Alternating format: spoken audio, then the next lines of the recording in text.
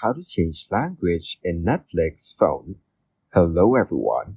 In this video, I will show you how to change language in a Netflix phone. First, open Google Chrome on your phone and search for Netflix in the search bar. Then, tap on the first link that appears, which will take you to the official Netflix website. Next, tap on the three horizontal lines in the top left corner of the screen to open the menu.